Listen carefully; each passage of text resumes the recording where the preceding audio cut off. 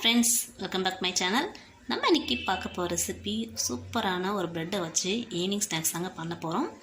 வாங்க எப்படி செய்யலான்னு பார்த்துடலாம். நம்ம சேனலை ஃபஸ்ட் டைம் பார்க்குறீங்கன்னா சப்ஸ்கிரைப் பண்ணிக்கோங்க, பக்கத்தில் இருக்க பெல் பட்டனையும் கிளிக் பண்ணிக்கோங்க. வாங்க எப்படி செய்யலான்னு பார்த்துடலாம்.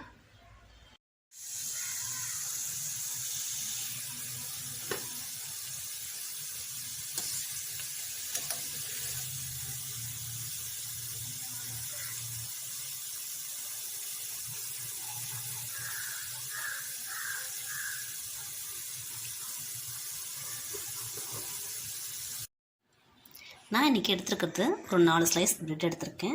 நம்ம எப்பவுமே வாங்கும் போது மிச்சமாகிற ஒரு 4 பீஸ் தாங்க எடுத்திருக்கேன். கொஞ்சம் தடியாக இருக்கும் கடைசியாக இருக்கிறது, அதை எடுத்திருக்கேன்.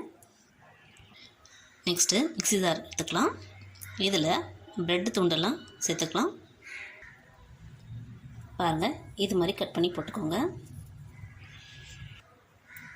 இதுலேயே நெக்ஸ்ட்டு 1/4 கப்பு தேங்காய் ஆட் பண்ணுறேன், துருவியது.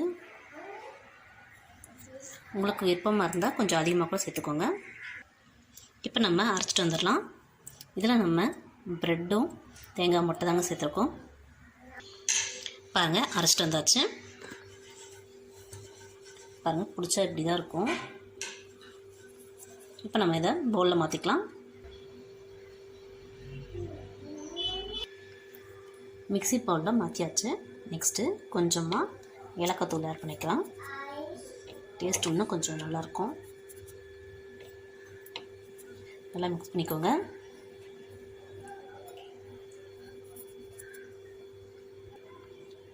நெக்ஸ்ட்டு முக்கியமானது வாழைப்பழம் சேர்த்துக்கலாம். என்கிட்ட இன்றைக்கி நான் 3 இருக்குது, அதனால் நான் அதை 3மே சேர்த்துக்க போகிறேன். 1 2 போதுங்க இதுக்கு. சேர்த்துட்டேன். நல்லா கையை வச்சு நல்லா மிக்ஸ் பண்ணி விட்டுக்கோங்க. நல்லா ஃபஸ்ட்டு மேஷ் பண்ணிக்கோங்க வாழைப்பழத்தை. அதுக்கப்புறம் பிசைஞ்சிக்கலாம். வாழைப்பழத்தை நல்லா மேஷ் பண்ணிட்டு நல்லா மிக்ஸ் பண்ணி விட்டுருக்கேன். நம்ம சப்பாத்தி மாவு பிசைகிற மாதிரி லைட்டாக மிக்ஸ் பண்ணிவிட்டு இது மாதிரி ரவுண்ட் பண்ணி வச்சுக்கோங்க. பாருங்கள், இது மாதிரி தான் ரெடி பண்ணி வச்சுருக்கேன். கொஞ்சம் நல்லா சாஃப்டாக இருக்கும் இது. எனக்கு இன்றைக்கி 2 வாழைப்பழமே கரெக்டாக இருந்ததுங்க. 3 அதிகம்தான், 2 போதும். இப்போ நம்ம விருப்பமான ஷேப்பில் நம்ம பிடிச்சி வச்சுக்கலாம். பாருங்கள், நான் இந்த ஷேப்பில் தான் பிடிச்சி வச்சுருக்கேன், சிலிண்டர் ஷேப்பில். உங்களுக்கு கையில் ஒட்டுற மாதிரி இருந்தால் எண்ணெய் தடவிக்கோங்க. என் சின்ன பையனுக்கு பசி வந்துருச்சு. இப்போ எண்ணெயில் பொரிச்சு எடுத்துடலாம். பாருங்கள், ரெடியாக இருக்கிற என் பையன்.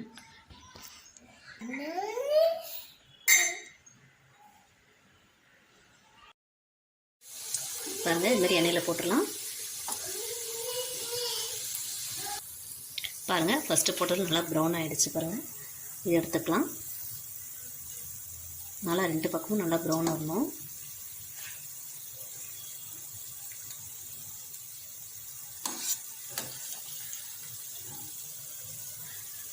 இப்போ எடுத்துக்கலாம்.